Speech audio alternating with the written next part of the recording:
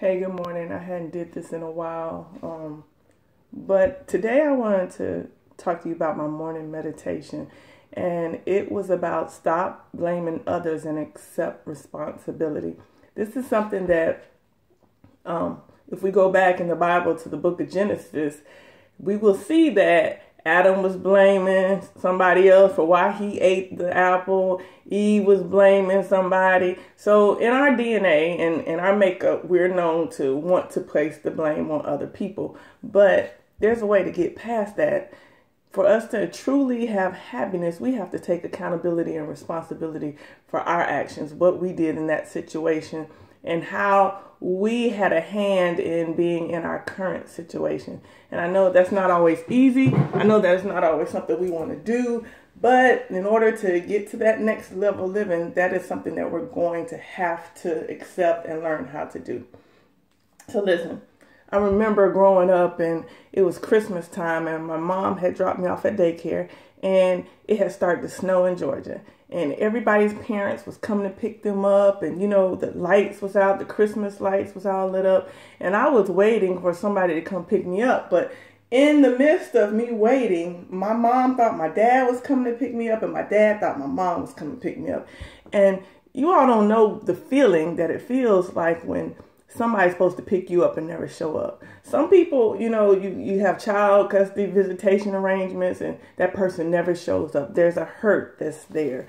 Then you have that hurt from when you might have made the perfect plans and the dinner and everything and that person never shows up. There's a hurt that's going to be there. There's a disappointment in the anticipation that was there.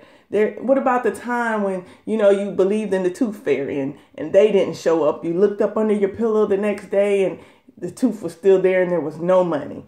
What about the time that he or she never called? That hurt was there. That disappointment was there.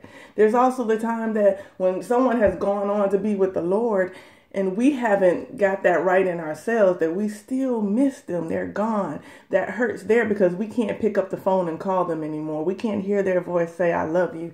We can't get their words of encouragement. So despite we know they're in a better place, that hurt is still there. What about the time you prayed your best prayer? Okay. And it feels like God didn't hear it. It didn't get through. You didn't get not only you didn't get the reaction or the answer that you wanted, you felt like you were just totally alone in it by yourself. All these things have led to you being hurt, broken, confused. And there's faith that's going to get you through. But what about faith for the faithful? That's something that stuck in my spirit yesterday. And I just wanted to just keep dealing with that and working through that. But even in all these different times and situations and circumstances in our life, we have to understand that we have a choice. As in the passage I read this morning, it says you have two choices to be exact. And one is you could sit there like a leper and die at the gate. That's right. You can just sit there and do nothing and just keep living this dry existence. And then the other one, it says you can emerge with a strategy. How are you going to get out of this? How are you going to go forward? How are you going to take responsibility for your life and your situation? And then God will be able to change things. Instead of freezing to death or sweating in discomfort, it says, you can set the temperature of your life to change the terms of your life. So, don't beat yourself up, but also accept responsibility that, maybe I did play a part in this.